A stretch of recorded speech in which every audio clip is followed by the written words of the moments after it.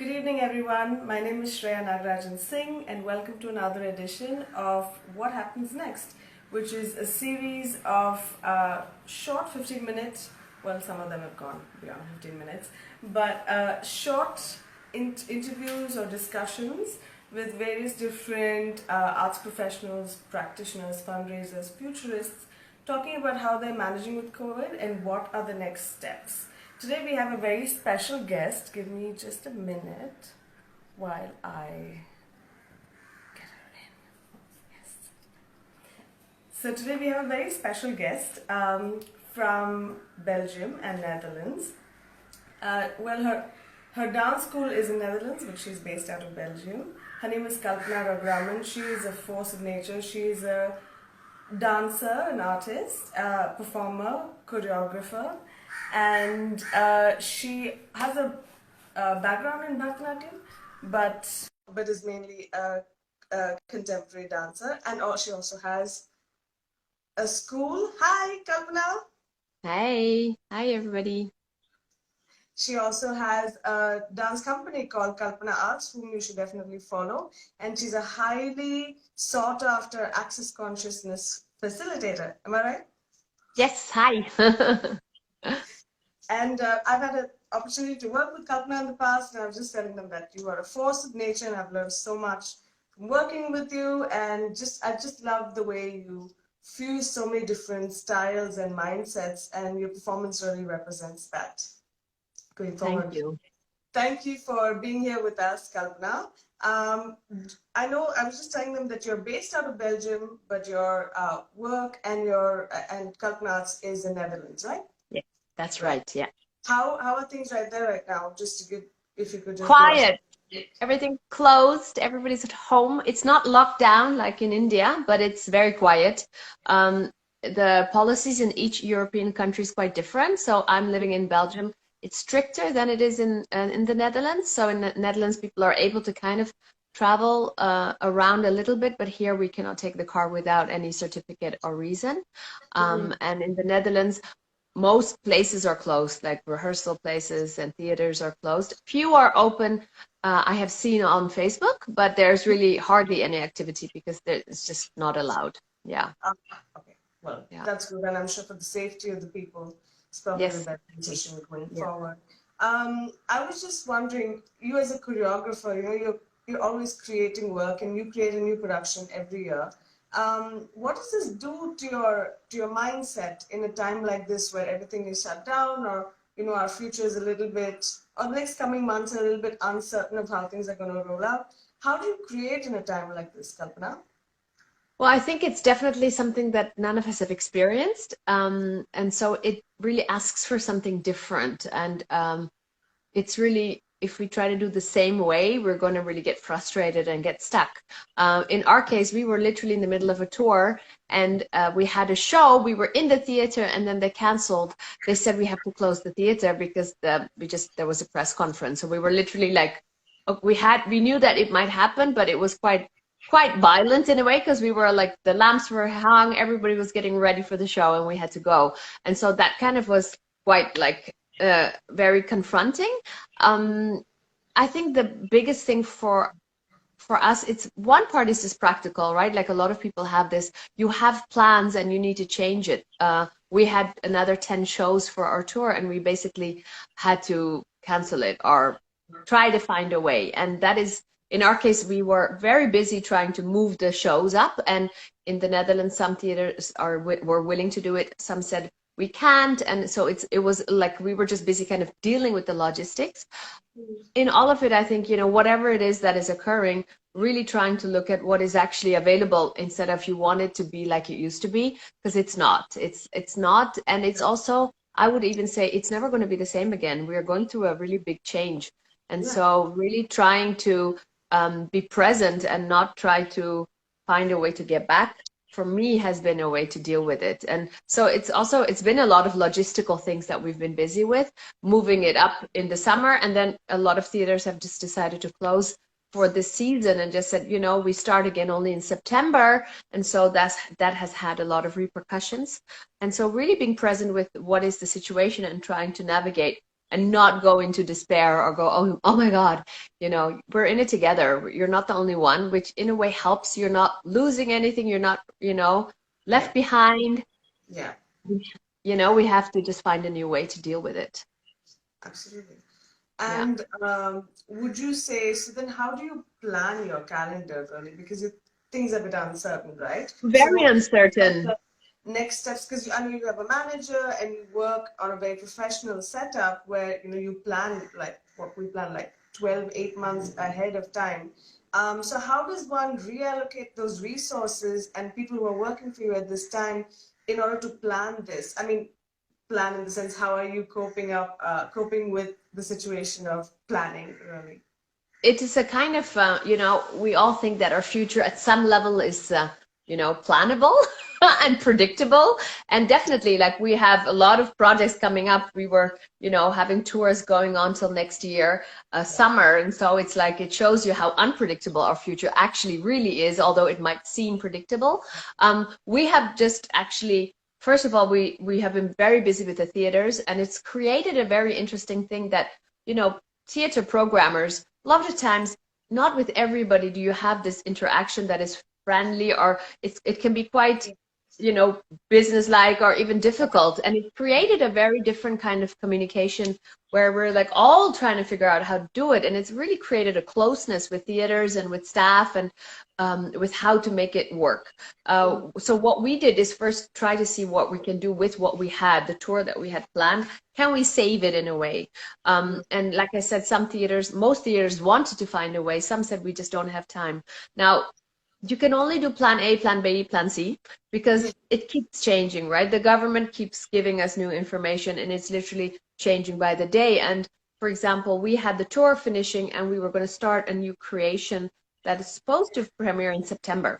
And so for the new piece, I was working with musicians that had a lot of projects coming up, and their projects were also all getting changed and canceled or postponed. So it was a lot of logistics again, but literally looking at what we ended up doing is literally pulling the plug on the new creation, because we were supposed to start rehearsals in May. Then we said we can move it up and start in July, but then we're seeing that the government is being quite strict. We're only allowed to have now they're saying 1st of September will be the first date for big public gatherings and like museum and theaters. So then we realized, like, just holding on to this project just because we had worked on it a lot already and we have a tour, didn't make sense. So literally being willing to change things. So we just said, this isn't going to work. We're not going to be able to create it the way we do. And we don't even know if we can do the tour, because now in the Netherlands, they're looking at, the theaters are looking at, they have to create a way that you have 1.5 meter distance between the audience members. So there's a lot of things going on. Yeah. So we canceled that tour basically, and we canceled the creation. We looked at how we could have the tour dates for the new creation with the old piece, because they missed those theaters had booked that as well. So kind of moving up the theater, the tour.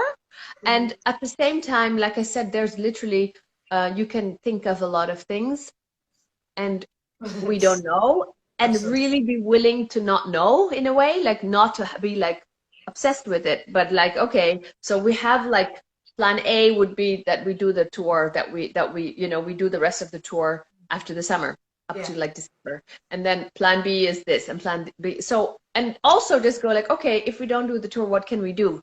And so actually already looking at, and this is one of the things that I have been really doing, how can we use this time to create for the future? Absolutely.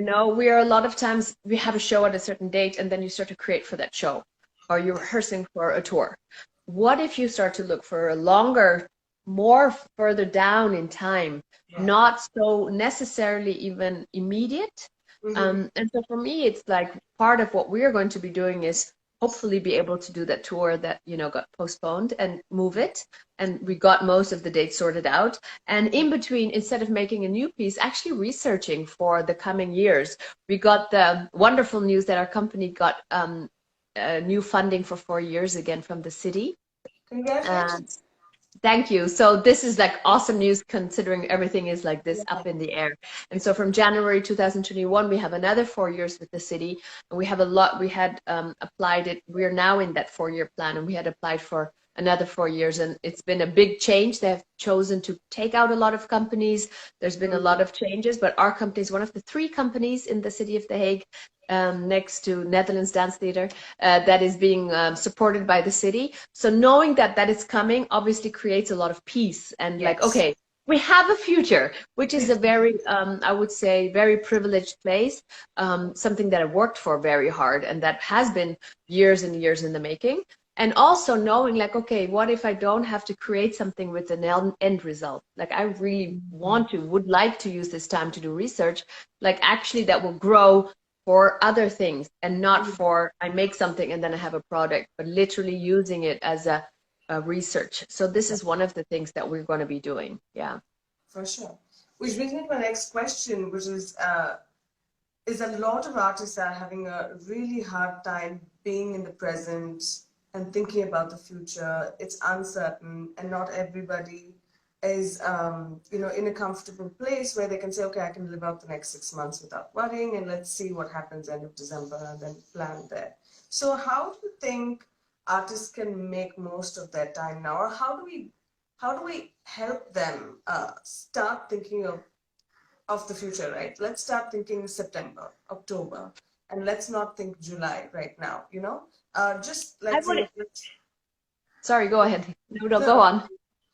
I would think further than only September, October, because that's actually not even that far. And maybe it's partially, I think it's like literally a time for us to get more empowered as artists.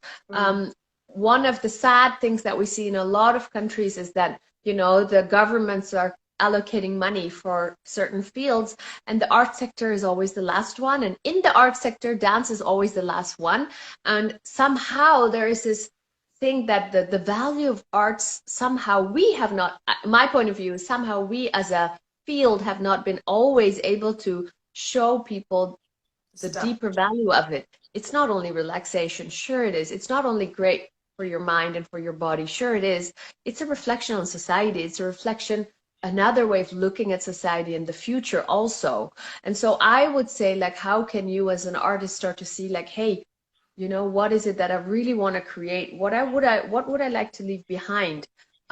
What is it that as like each artist is different. What I can bring is very different than what somebody else can bring, and that makes you unique as an artist also. So start to look at what you would like to say to the world, and what is it that you want to bring to the world, and what is that you might never have had time for.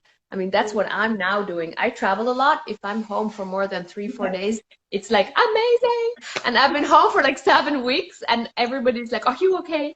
And I'm loving it because I'm like enjoying it. I'm cleaning up my house and I'm reading. I'm taking time to listen to music that, all these even CDs that I bought long ago that I never listened to. Like, what if you actually make time to feed your source and source yourself and allow yourself to get inspired?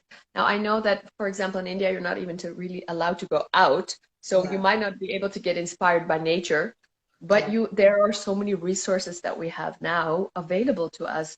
What books can you read? What music can you listen? What articles can you read? What documentaries? We have internet. There's a lot of ways to source ourselves. And really also, like, this is a time for self-reflection. What are those things that you have not been happy with? Or what are those things that require attention, but you've kind of been trying to avoid? For me, it seems this whole quarantine time is also like those things that you've been trying to avoid is like, okay. And as an artist, there's things that we might not have had time for or made time for. What if you give yourself that time? And what if you allow this to be like your incubation time, so that when you come out, you come out with this inspiration and with this new space and with this. We're not going to, hopefully have this again. And it's a very rare time. It's a rare time that everybody's on hold. Like the whole world is kind of on hold. So it's not like you're sick and everybody's running and you're like, oh my God, I'm missing all the shows, We're all waiting for a new start. And what if we don't wait? What if we don't wait? But what if we create now? And what is it that you can create? And what is it that you might not have even considered. I started Duolingo Spanish a few days ago because I was like, I've been always wanting to learn Spanish, and you know, who knows how far I'll get. But what if you actually allow yourself to indulge in those things that you think have not been important, but might really actually inspire? As artists, we really get inspired by everything, right? You see a mom and a child and you see their interaction and it triggers something. We get inspired by everything. What are those things that you can actually allow yourself to get inspired by, and you know, start writing? Because a lot of ideas that might come might not be for September, but they might be for 2023. Right. Who knows? But Long you term. know, start writing, start putting it down so that you don't lose those ideas. Many of us, I mean, I get a lot of ideas in the shower, so I'm always like, come out of the shower and I quickly I'm like, I love writing more than typing, so I have like my notebooks everywhere and I write down stuff. But what if you really use that? And so this time becomes a time for resourcing and sourcing and opening up yourself to all those things that maybe have been waiting also for you to give time. Yeah, it's kind of a way of the gift of time. So I have a Yeah. quick question with you because I know you have a very loyal audience, loyal funders, artists who follow you and follow your work because you perform not only in Belgium and Netherlands, you know, all over the world, especially with your work with Access Consciousness. You have connections with various different people who are trying to be in the space. How are they coping? But also, how are you engaging with them at this time where you're not able to present a product, you know, through a show, etc., etc.? How are you kind of being in touch with them, or how are they being in touch with you? Is there a system that you would maybe suggest or in place for artists to be engaged with their audience? I mean, I see a lot of people doing things online. I see a lot of Indian artists, musicians sharing stuff. I think it's very different for my workshops that I do all over the world because I still offer a lot of things online, and then I do a lot of videos and sharing tools and insights and awarenesses for people to use now. So they actually find me on Facebook or Instagram and follow my YouTube films. And so they keep the engagement is actually still there, even though there's a, you know, lack of physical engagement. There's reaching out and sharing with them. For dance, it's different. It's obviously also because it's a physical thing and we cannot be close to each other. But one of the things is also, you know, is there a way for you to share something with them? It doesn't have to mean that you start dancing online, but it could be, you know, or is it that you share your thoughts, or is it that do you have a mailing list that you can send a message to? Like we have from my dance company, we have a mailing list. So we sent an email saying, hey guys, you know, we're on hold, but we'll be back. And then we sent a mailing list with the news that we got funding. And that might not be your way. It's going to be looking for what works for you. You might be like, I don't have a mailing list. Doesn't mean you cannot engage.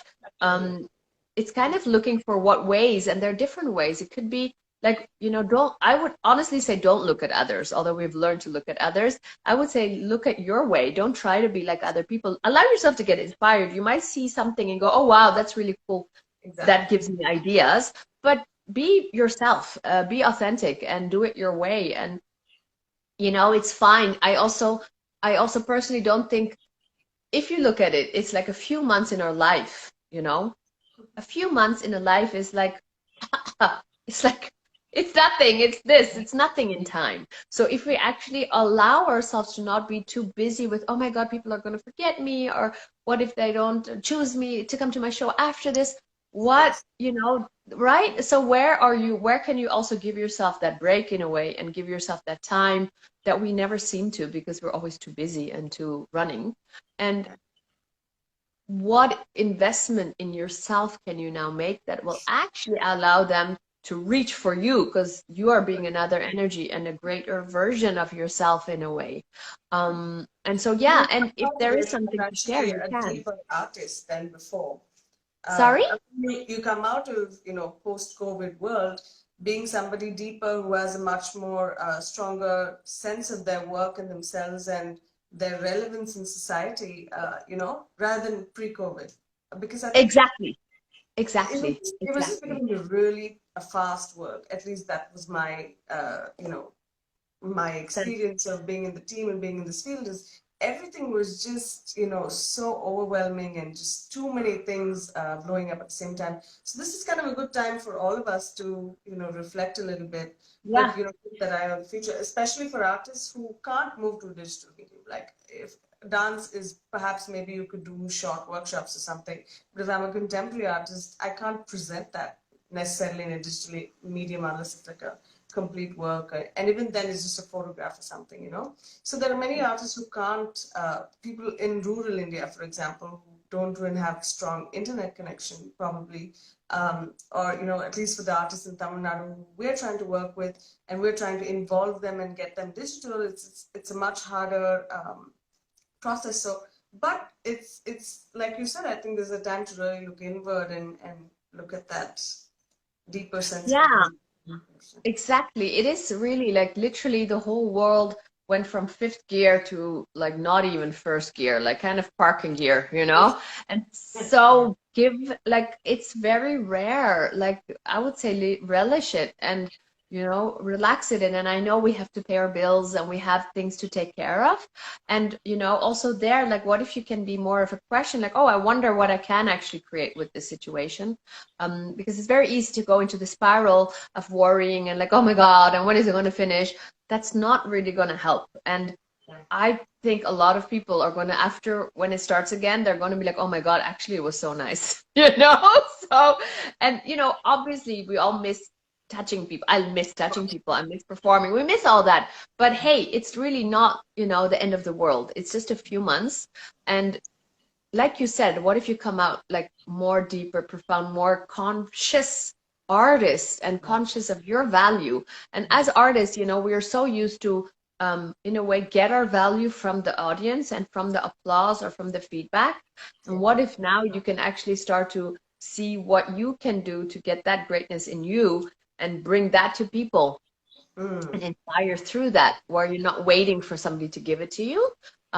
These are one of the ways, and I think it's a very challenging time, and at the same time, it's a deep change in all of the societies. So, what as artists that we are also reflectors of this society, and what kind of Yes. change also bring it to our work and how we execute and are engaged with our work. Mm-hmm. Yeah. Absolutely. And with that, I'm gonna quickly say bye. My dog has just come into the picture, so Yeah, that sounds good. Thank you for doing this, Shreya. I think it's wonderful, and thank you for having me. I of hope course, it was Kalpana, good for everybody. always, and stay safe. And we will catch up very soon. And thank you, everybody else who tuned in. Thanks, guys. Tomorrow we have a very special designer and also a business owner from Chennai, where he has a team of about 15-20 people who we're working with. So we're talking to an entrepreneur in the creative field. And what are the next steps from a business point for him, and of course from a creative point for him. So that's Wonderful. tomorrow, but thank you, Kalpana. Thank you, thank you, thank you. And we'll be in touch. Thank you, everybody. Bye. Bye.